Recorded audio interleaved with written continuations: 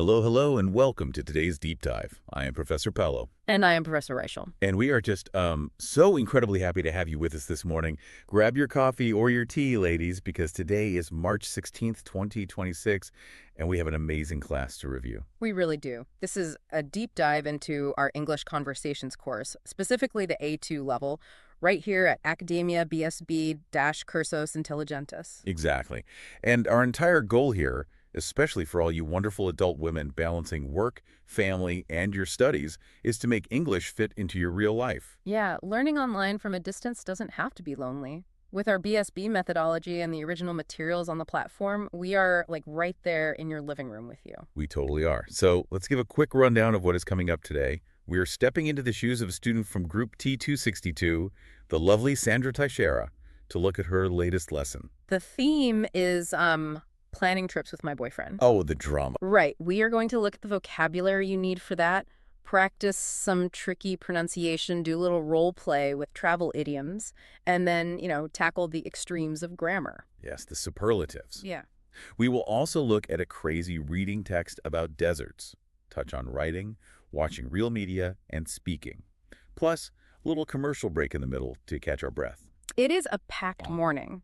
So let's just jump right into section 1.1, vocabulary for the current class. Since you are planning a trip with a partner, you need words to describe human behavior. The notes start with the word stubborn. Oh, stubborn. That is when someone absolutely refuses to change their mind or their plans. Yeah, let me put that in a sentence. My boyfriend is so stubborn about asking for directions when we get lost. Oh, I have been there. Then we have talkative, which means someone who just loves to chat. They talk a lot. Like she was so talkative during the whole flight that I couldn't sleep. Exactly. And then there is bossy. That's a great word. It means someone who is always telling other people what to do. I try not to be bossy when I pack the suitcases, but, there is a right way to do it. There really is. And I want to give you girls a couple more examples that aren't written in the notes just to expand your toolkit. How about easygoing? Oh, I love easygoing people. That means relaxed, not easily upset. Like he is very easygoing about where we eat for dinner. And on the flip side, jealous, meaning you feel upset because you think your partner's paying attention to someone else. Like he gets jealous when I talk to the tour guide. Which happens on trips. So you need these words. Moving on to section 2.1, pronunciation from the past class. This is where we look at those sneaky, minimal pairs that trip us up. The notes highlight the difference between heavy and have. That is a classic trap for Brazilian learners. Heavy ends with an E sound, like a heavy bag. Have ends on the V sound. I have a bag. If you mix them up, it gets confusing fast. Same with coffee and cough. Coffee, the drink, has that long E at the end. Cough, like when you are sick, just stalks the F sound. Right. And now for section 2.2, pronunciation for the current class. We are going to use our special BSB method for this. Yeah, I will read the word clearly, put it in a sentence, and then say the word one more time. Listen closely, ladies. Let's do it. Switzerland. I've always wanted to ski in Switzerland. Switzerland. Beautiful. Next one. Desert. Gets incredibly cold at night in the desert. Desert. Next. Considered. We considered taking the train instead of flying. Considered. Perfect. And the last one? Specifically. I specifically asked for a room with a view. Specifically. That one is tough. Yeah. Specifically, you really have to use your lips and tongue for that. You do. Okay, let's shift gears to section 3, language usage. This is where we get into idioms. I love idioms. They make you sound so natural. The notes highlight 2 great ones for traveling. Hit the road and live out of a suitcase. Let's do a quick role play to show how you would actually use these in real life. I will start. Okay, I am ready. Hey, we have a long drive ahead of us tomorrow. What time should we hit the road? I think we should hit the road by 6 a.m. to avoid the traffic. But honestly, I am so tired of traveling for work. Oh, I know. You have been living out of a suitcase for a month. Exactly. I just want to put my clothes in a real closet. End scene. See how natural that is?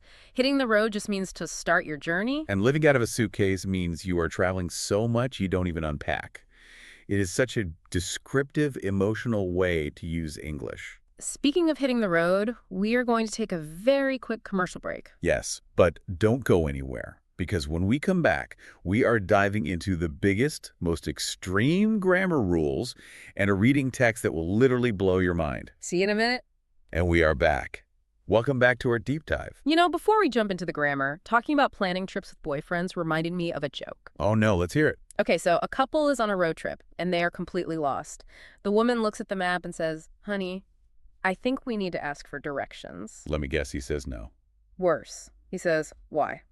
We are making great time." Oh, that is so typical. Going nowhere, but going there fast. Exactly. And to quickly recap what we did before the break, we learned some great behavioral vocabulary like stubborn and talkative, practiced our pronunciation, and learned how to hit the road. Which brings us perfectly to Section 5, the grammar. Unit 78 is all about superlatives. This is so important, ladies. Superlatives are how we express the extremes. The best, the worst, the tallest. You need this in your private life, like negotiating the best hotel, but also at work, like saying this is the most efficient software, or in academics, this is the most reliable source. Let's look at the rules. For short words, we add EST. So tall becomes tallest. For long words, we use the most. Beautiful becomes the most beautiful. Can you give me an affirmative sentence with a superlative? Sure, my boyfriend is the sweetest person I know. Oh. Okay, how about an interrogative sentence? A question. Is this the least expensive flight available? That's a useful one. And a negative sentence. The beach is not the most exciting place for me. Perfect. Now, there are exceptions, like quietest, where a longer word gets the EST, but the platform breaks all those down beautifully. It really does. Which takes us to Section 6, the reading. This is where you apply the grammar to understand real text. This text is called Alair IE, an iceberg desert. And let's remind our students about the BSB methodology here. As your teachers, we're going to explain and read the first 2 paragraphs to set the stage. Right, but then you're supposed to pause, read the rest of the text on your own on the platform, and answer the comprehension questions. That independent work is crucial. So let's look at this text. It is absolutely fascinating. It really is. The first paragraph challenges what we think of as a desert. When I say desert, you probably think of like the Sahara, right? Hot sand, camels. Totally. But the text explains that a desert is objectively defined by moisture, not heat.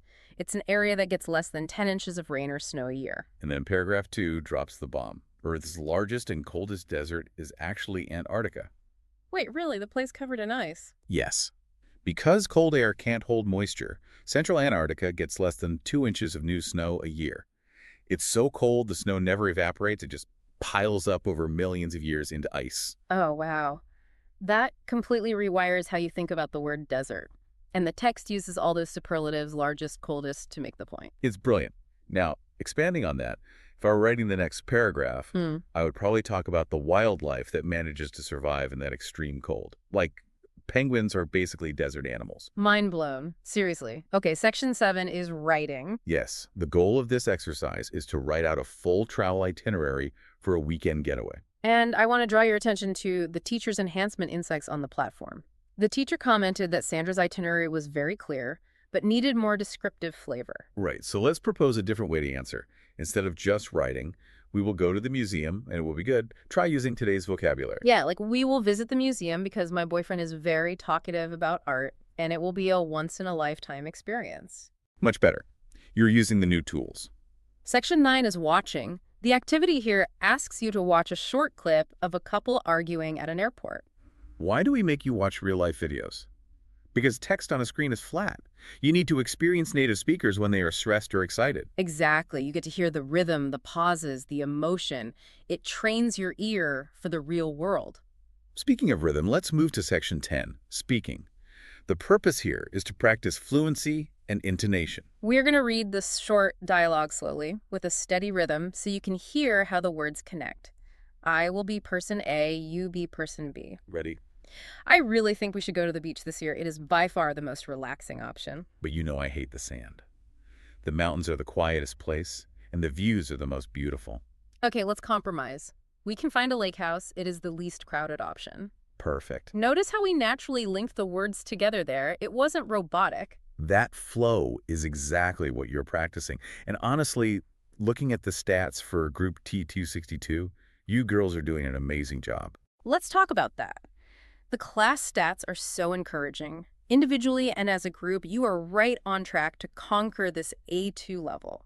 The most impressive thing to me is the phonetic deviation ratio. Comparing the past class to this current class, the pronunciation errors dropped by 47%. Almost half. That proves that showing up, repeating the words, practicing the minimal pairs, it actually physically changes how your mouth moves. It's a measurable progress. So, to conclude the grammar side, we reviewed how to manipulate adjectives into their extreme superlative forms. If you want a deep dive into the absolute rules of this, I highly recommend looking at Betty Schramfer-Azar's classic book, Understanding and Using English Grammar.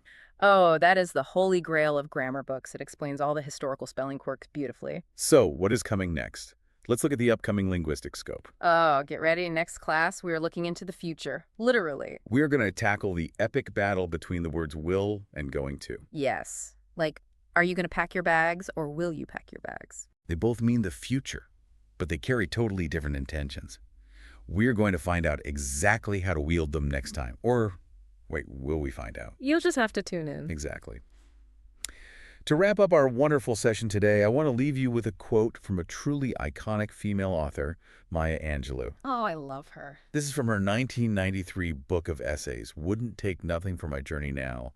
It's a beautiful reflection on spirituality and life. What does she say? She writes, "Perhaps travel cannot prevent bigotry, but by demonstrating that all peoples cry, laugh, eat, worry, and die, it can introduce the idea that if we try and understand each other, we may even become friends." Wow, that gives me chills. Yeah. That is exactly why we learn languages and why we travel. It's about breaking down those walls and understanding the human heart. It truly is. Which perfectly brings us to our school motto. Remember, ladies, as you study this week, It's not only about the language. it's all about communication. Have a wonderful week, everyone. Keep practicing. You're doing great. Bye.